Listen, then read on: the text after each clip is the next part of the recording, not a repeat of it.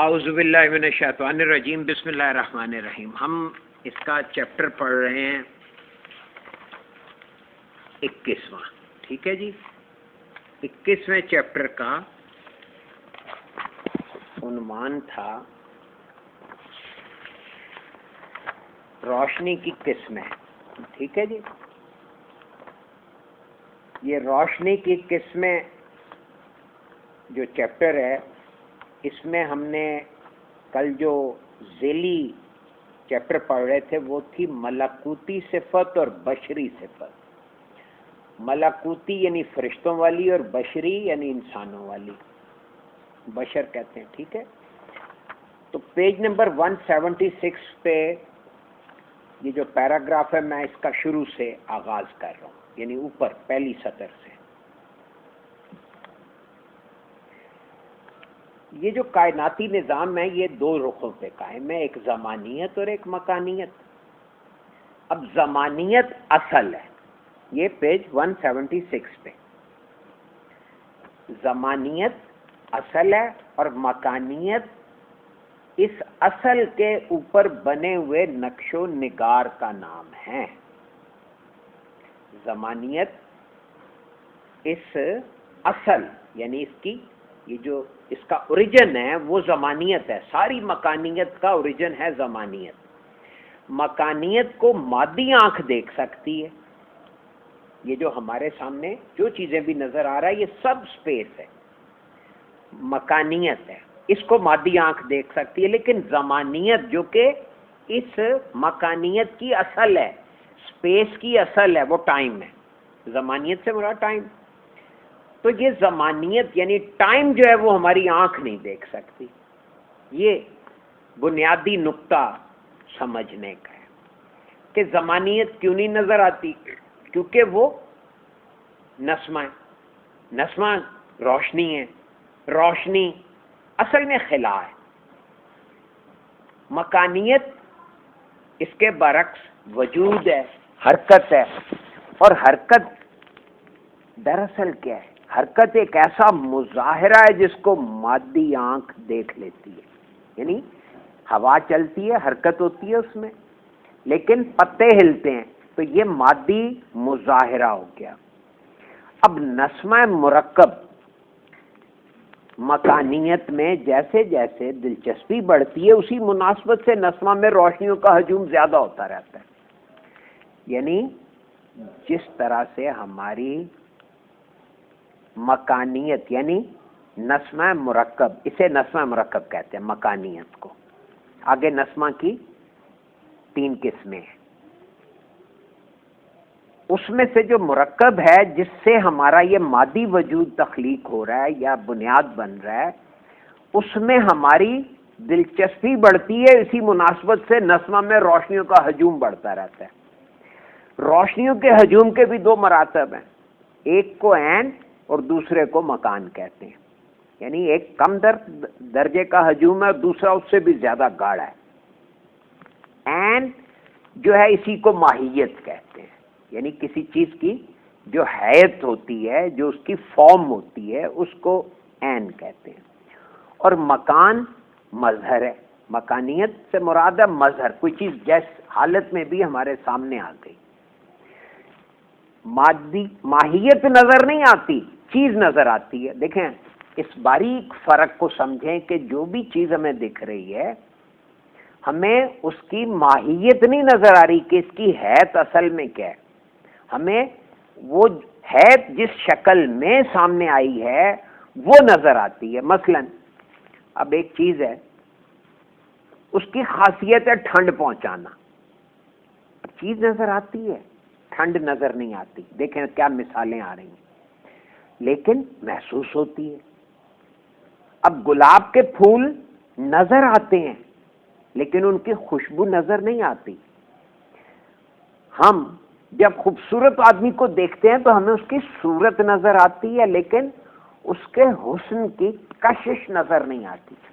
اب بعض لوگ کہ خد و خال اور فیچرز کو اتنے اچھے نہیں ہوتے لیکن آپ ان میں کشش محسوس کرتے ہیں، تو وہ کشش نظر نہیں آ رہی لیکن محسوس ہو رہی ہے۔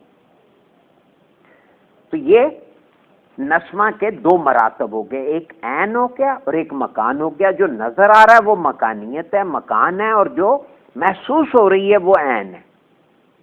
یہاں سے وہ عین کی بات سمجھ آ گئی۔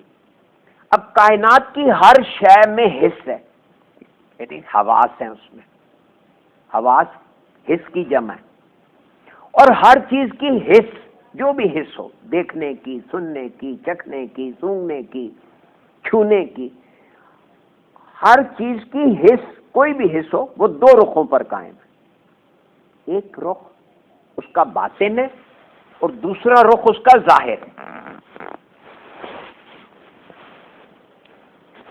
ہر حس کے دو رخ ہیں۔ اب یہ ذہن بناتے جائیں کہ ایک چیز، جو بھی ہم حسیات استعمال کر رہے ہیں، ایک ان کا باطنی رخ ہے، ایک ان کا ظاہری رخ ہے۔ اب یہ باطن کیا ہے؟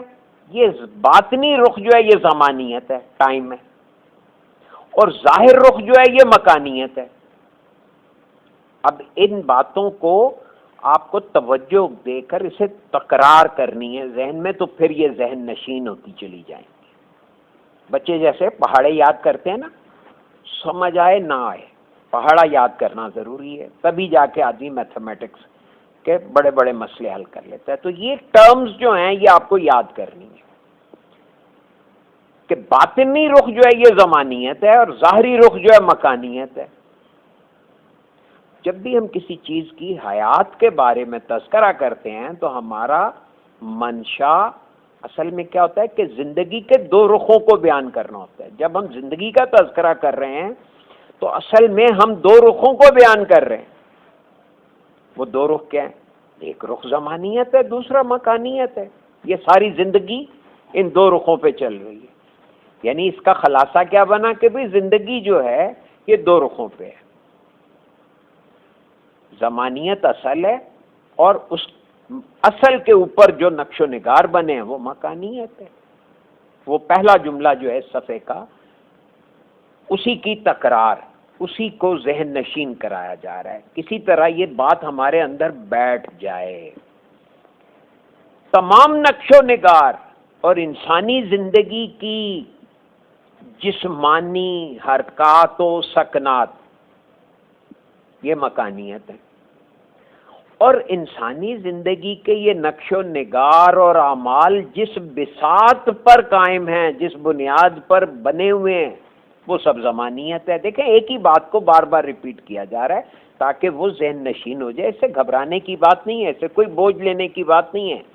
ایک سمپل سی بات کہی جا رہی ہے کہ زندگی کے دو رخ ہیں، مکانیت اور زمانیت۔ زمانیت اصل ہے، مکانیت اس پہ بیسڈ کرتی ہے، یعنی اس کی بنیاد پہ، زمانیت کی بنیاد پہ مکانیت ہے۔ بار بار وہی جملے چل رہے ہیں۔ زندگی کا کوئی عمل، کوئی نقش، کوئی حرکت زمانیت کی بساط کے بغیر موجود نہیں ہے۔ زمانیت مادی آنکھ سے اوجھل ہے۔ زمانیت ہی کا اصطلاحی نام جو ہے وہ نسمہ ہے۔ اسی زمانیت کو نہیں ہم سمجھ رہے اور نسمہ کے لفظ کے بارے میں اپنے کوئی بنے ہوئے کانسیپٹس جو ہیں وہ اس میں ڈال رہے ہیں۔ اگر یہ سمجھ آ جائے کہ جو داخلی رخ ہے، باطنی رخ ہے، وہی نسمہ ہے اور وہی زمانیت ہے۔ دیکھیں صاف لکھا ہے اس میں، میں اپنے پاس سے نہیں کچھ عرض کر رہا، صاف لکھا ہوا ہے مرشد کریم نے کہ زمانیت کا اصطلاحی نام، یعنی اس ٹرمنالوجی کو نسمہ کا، یا نسمہ کی ٹرمنالوجی جو ہے وہ اصل میں زمانیت کو انڈیکیٹ کرتی ہے اور وہ باطنی رخ ہے۔ اب نسمہ مزید وضاحت کیا ہے کہ وہ ایسی روشنی ہے کہ دو سمتوں میں سفر کرتی ہے۔ ان میں سے وہ دو سمتیں کیا ہیں؟ ایک ہے گریز اور ایک ہے کشش۔ یہ گریز اور کشش، کل تھوڑا سا اس پہ ہم نے بات کی کہ ہم گھر سے باہر جاتے ہیں کیونکہ ہمیں باہر کی کشش گھر سے باہر کھینچ رہی ہے، ہم گھر سے گریز کر رہے ہیں اور باہر کی کشش میں مبتلا۔ باہر جا کے سودا خریدا تو پھر گھر کی طرف واپس پلٹے۔ تو وہاں سے ہم نے کیا کیا، اب بازار سے گریز کر رہے ہیں اور گھر کی کشش میں مبتلا ہو کے گھر جا رہے ہیں۔ اسی طرح ہم نے اللہ کے ذہن سے، جب ہماری شعاؤں نے، روشنیوں نے، نسمہ نے، نور نے وہاں سے گریز کیا تو نچلے زونز میں آ گئے، پھر وہاں سے گریز کیا اس سے نچلے زون میں، وہاں سے اس سے نچلے زون کی کشش ہمیں کھینچتی رہی حتیٰ کہ ہم زمینی کشش میں آ کر سارے مراحل سے گریز کر کے یہاں تک پہنچ گئے۔ اب جب یہاں سے گریز کریں گے تو گویا واپسی کی کشش ہم پہ حاوی ہوتی چلی جائے گی، اور ہم طبقاً ان طبقہ، یعنی درجہ بد درجہ اوپر کو چڑھتے چلے جائیں گے۔ انسان کی ذات، اب انسانی ذات کیا چیز ہے؟ یہ روشنیوں کا مجموعہ ہے۔ اب یاد رکھیں کہ روشنیوں سے کیا مراد ہے؟ تصورات۔ تو انسان کیا ہے؟ انسانی ذات کیا ہے؟ یہ تصورات کا مجموعہ ہے، کانسیپٹس کا۔ میرے اپنے بارے میں جو کانسیپٹس ہیں وہ میری ذات ہے، آپ کا اپنے بارے میں جو بھی تصورات ہیں وہ سب آپ کی ذات ہے۔ ذات میں جو روشنیاں کام کر رہی ہیں، اب دیکھیں ان کی بابت بتا رہے ہیں، ان روشنیوں کے اندر مسلسل دو حرکتیں واقع ہو رہی ہیں۔ ایک حرکت کشش ہے، یعنی انسان اپنی بساط کی طرف کھنچ رہا ہے، اور دوسری حرکت یہ ہے کہ انسان زندہ رہنے کے لیے روشنیاں اپنے اندر جذب کر رہا ہے۔ یعنی ایک انسان اپنی بساط کی طرف کھنچ رہا ہے، اور دوسری حرکت یہ، یعنی بساط اسے کھینچ رہی ہے، بساط کی کشش، اور دوسری طرف انسان کی کشش وہاں سے روشنیوں کو اپنے اندر جذب کر رہی ہے۔ اب وہ حرکت جو اس ہستی کی طرف کھینچ رہی ہے جس ہستی کے حکم سے کائنات وجود میں آئی ہے، اس کشش کا نام ملکوتی صفت ہے۔ وہ حرکت جو ہمیں اللہ کی طرف کھینچتی ہے، اس صفت کا نام ملکوتی صفت ہے، فرشتوں والی صفت ہے۔ اور وہ روشنی جو گریز کی شکل میں انوار سے دور کر رہی ہے، ظاہر ہے کہ ہم تجلی سے دور ہو کر انوار میں آئے، اور انوار سے دور ہو کر روشنیوں میں، روشنیوں سے دور ہو کر رنگوں میں، رنگوں سے دور ہو کے مادی عناصر میں۔ تو وہ روشنی جو گریز کی شکل میں نیچے کو آ رہی ہے وہ صفت بشری ہے۔ یہ ہے فرق۔ اب دیکھیے کیا کمال تعریف کر دی ملکوتیت کی اور بشریت کی، کہ اگر بندہ اللہ کی طرف کھینچ رہا ہے تو یہ ملکوتی صفت ہوئی، یہ ہے فرشتہ ہونا۔ کشش اللہ کی طرف ہے تو آپ کا پورا نظام ملکوتی ہو گیا، اور اگر گریز کی صورت میں انوار سے دور کر رہی ہے تو یہ صفت بشری ہے۔ اب ان دونوں صفات میں ہر صفت ایک قاعدے اور ضابطے کی پابند ہے۔ یہ جو کشش اور گریز ہیں ان کے اپنے ضابطے اور قاعدے ہیں۔ آدمی جتنا گریز میں، یعنی خارجی دنیا میں مستغرق ہو جاتا ہے، یہ لفظ سنیں ذرا، مستغرق ہونا۔ مستغرق کا کیا مطلب ہے؟ غرق ہونا، غرق سے ہے یہ لفظ۔ غرق یعنی ڈوب جانا۔ جتنا اس کا انہماک خارجی دنیا میں ہوگا، گریز میں ہوگا، اسی مناسبت سے وہ کشش کی روشنیوں سے دور ہو جاتا ہے۔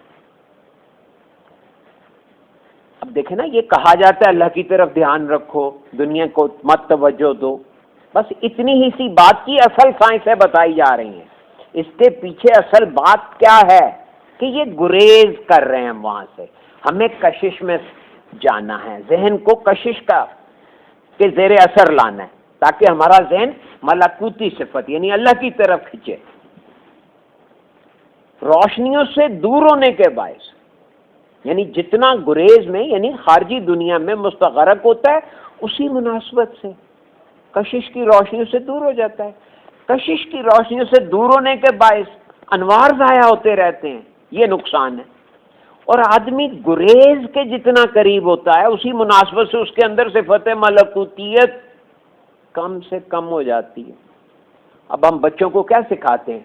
کہ ارد گرد کے ماحول میں جذب رہیں، دھیان رکھو، یہ کرو وہ کرو۔ کیا وہ خارج میں زیادہ ان کی توجہ مبذول رہتی ہے، نتیجہ جب وہ کسی روحانی سلسلے میں جاتے ہیں وہاں سے ان کو تربیت دینے کی کوشش کی جاتی ہے کہ خارج کو توجہ نہ دو، تو کہتے ہیں نظام کیسے چلے گا؟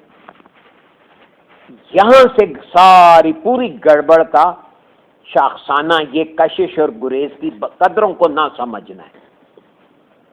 کیا ہوتا ہے کہ جوں جوں انسان گریز کے قریب ہوتا ہے، یعنی خارجی دنیا میں قریب ہوتا ہے، اسی مناسبت سے اس کے اندر صفت ملکوتیت کم سے کم ہو جاتی ہے۔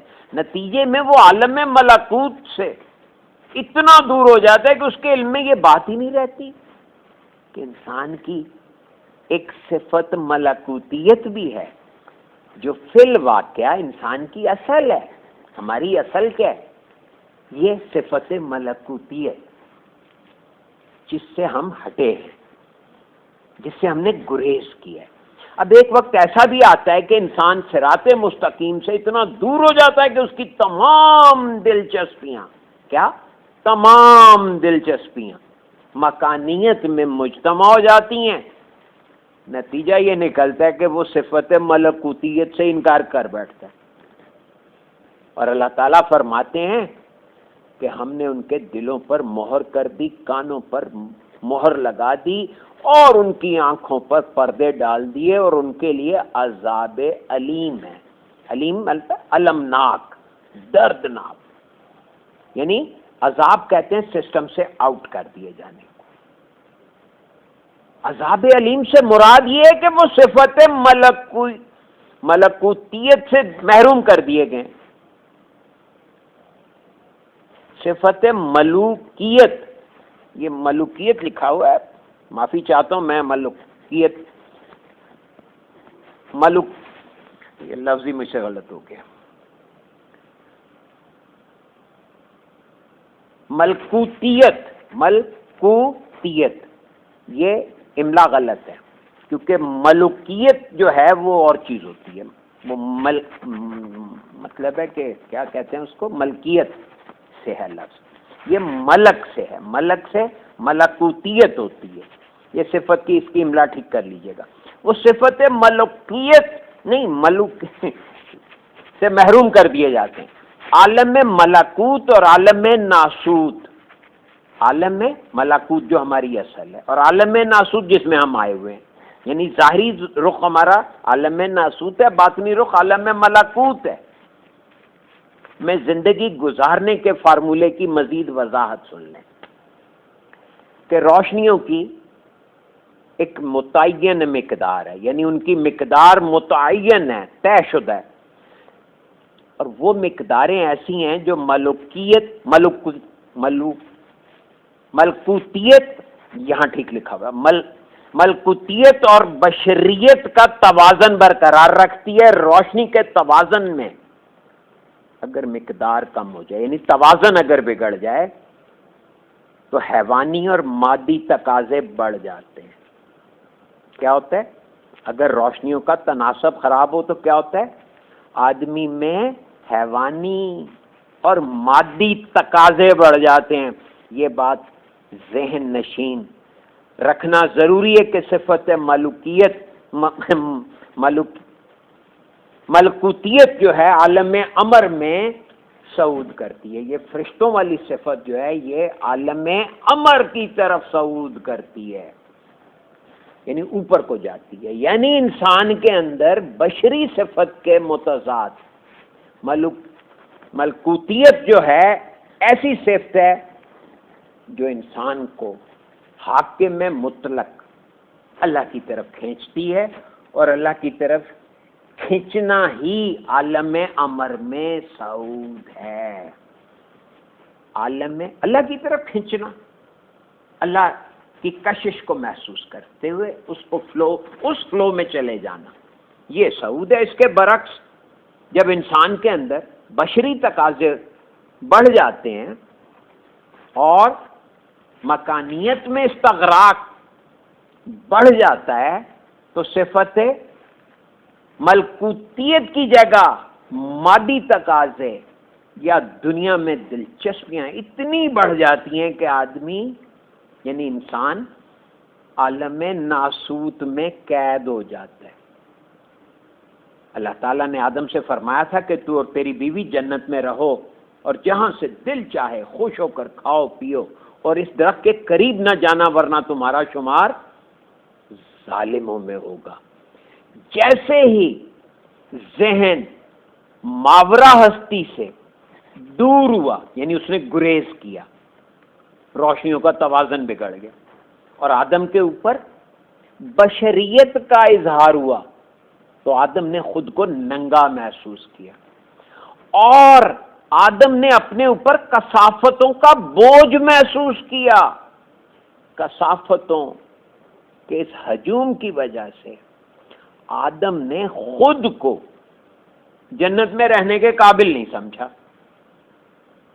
تو اللہ تعالیٰ فرماتے ہیں کہ ہم نے انسان کو بہترین صنائی کے ساتھ پیدا کیا اور پھر اس کو اسفل السافلین میں پھینک دیا. یہ آیت ہے کہ خلقنا الانسان فی احسن تقویم، یعنی اس کا قوام بڑا احسن بنایا. ثم اور پھر ردد نہ ہو اور پھر اس نے رد کر دیا سارے سسٹم کو فی اسفل السافلین، گھٹیا سے بھی نیچے گری ہوئی حالت کی خاطر. یعنی جب کشش کے رشتے میں توازن نہیں رہا. اب یہ دیکھیں توازن کا لفظ آیا یعنی آپ کو دنیا چلانی ہے لیکن اپنا تعلق اللہ سے بھی رکھنا ہے، یہ ہے توازن. تو جنت نے آدم کو رد کر دیا. یعنی جیسے آپ رسے پہ چل رہے ہیں تو you have to balance yourself. اگر بیلنس آؤٹ ہوتا ہے تو آپ رسے سے گر جاتے ہیں. تو سملرلی اگر ہم کشش اور گریز کی ان طاقتوں میں بیلنس نہیں رکھتے یا ہمیں دنیا، اگر ہم کشش کے زون میں زیادہ گریں گے اس طرف تو پھر دنیا چھوٹ جاتی ہے. تو یہ بیلنس توازن رکھنا ہوتا ہے. تو جنت نے آدم کو رد کر دیا. تسخیر کائنات کے فارمولے میں یہ بات پوری طرح واضح کر دی جاتی ہے کہ جس طرح آدم نے کشش سے گریز کر کے اپنے اوپر ملکوتیت کے دروازے بند کر لیے، اسی طرح گریز کر کے وہ کشش میں داخل ہو کر آدم کے لیے عالم ملکوت کے دروازے کھل جاتے ہیں. یہ کرنا ہے صرف اتنا سا، یعنی کشش اور گریز، اس کی خاطر سارا نظام جو ہے ان مقداروں میں توازن سیکھنا ہے ہمیں. اب آ گئی بات، یہ صفحہ نمبر جی آ جائیں 175 پہ، 175 پہ. یہ میں نے اسکپ جان کے کیا تھا. اس میں نور اور نسمہ کا ٹیبل دیا گیا. اب غور کریں کہ اس میں 4 چیزیں بیان ہوئی ہیں. ان 4 چیزوں کے نام کیا ہے؟ علم قلم، علم القلم، لوح محفوظ، عالم تمثال اور عالم ناسوت. علم القلم سے ایک تیر دکھایا کہ یہ اصل میں نور مفرد ہے اور پھر ایک تیر کا نشان بتایا کہ یہ نور مفرد جو ہے یہ لا تناہیت کی صفات ہیں، لا متناہی صفات ہیں، ان کی کوئی انتہا نہیں ہے. یعنی صفات کی تعداد کا بھی کوئی پتہ نہیں اور پھر صفات کی لمٹس کا بھی کوئی پتہ نہیں. یہ کیفیت جو ہے اسے نور مفرد کہا ہے اور اسی کو علم القلم کہتے ہیں. اب جب علم القلم کا نیچے دوسرا رخ جو ہے وہ ہے لوح محفوظ، یعنی لامتناہی صفات جہاں ڈسپلے ہونا شروع ہوتی ہیں وہ ہے لوح محفوظ. اور لوح محفوظ کے سامنے کیا لکھا ہے؟ نور مرکب. اور اخذ شدہ صفات، یعنی وہاں سے جو صفات ہم نے اخذ کی ہیں یعنی مخلوق کے لیے اللہ نے مختص کر دی ہیں، وہ صفات نور مرکب کہلا رہی ہیں. اسی کو نسمہ مطلق بھی کہتے ہیں. چلیں یہ ایک ایکسٹرا بات ہے.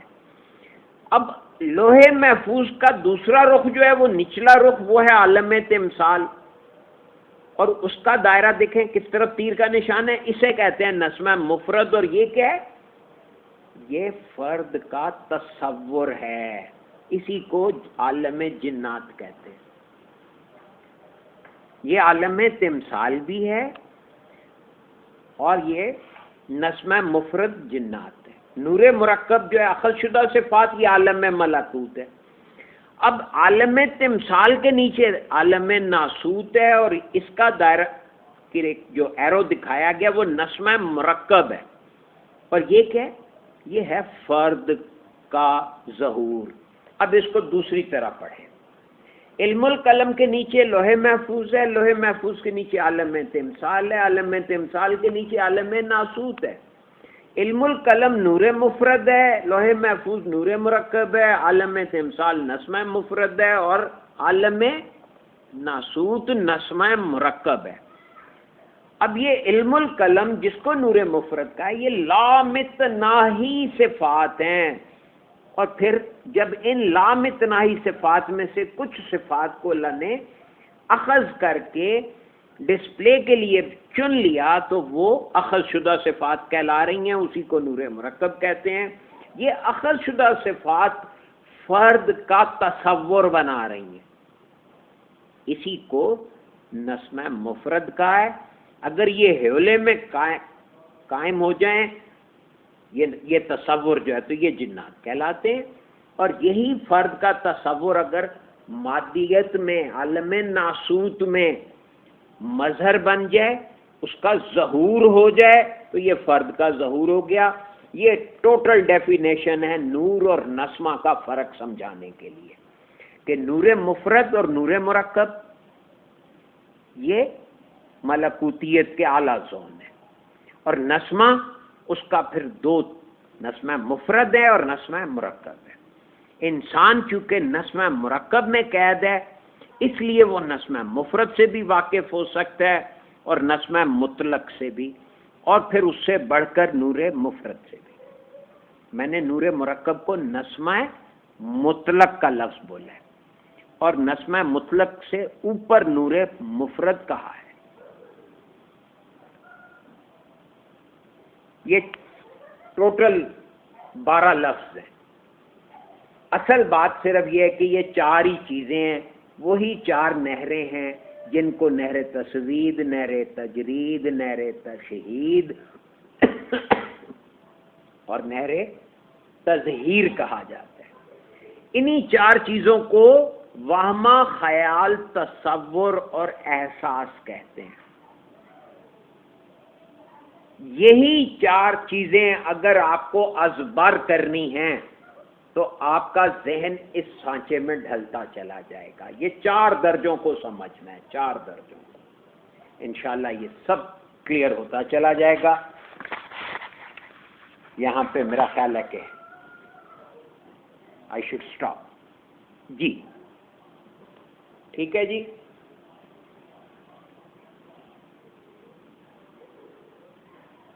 یعنی اس چیپٹر کا خلاصہ کیا بنا کہ آدمی کے اندر ملکوتیت اور بشریت 2 صفات ہیں، ٹھیک ہے جی، دونوں کا یہ مرکب ہے۔ اگر یہ گریز کر رہا ہے تو یہ بشریت کی طرف کشش کر رہا ہے، اگر یہ بشریت سے گریز کر رہا ہے تو یہ ملکوتیت کی طرف کشش کر رہا ہے۔ بس اتنی سی بات سمجھنے کی ہے کہ ہمیں ظاہری دنیا میں کتنا انہماک درکار ہے اور باطنی دنیا میں کتنا ہونا چاہیے، ٹھیک ہے جی۔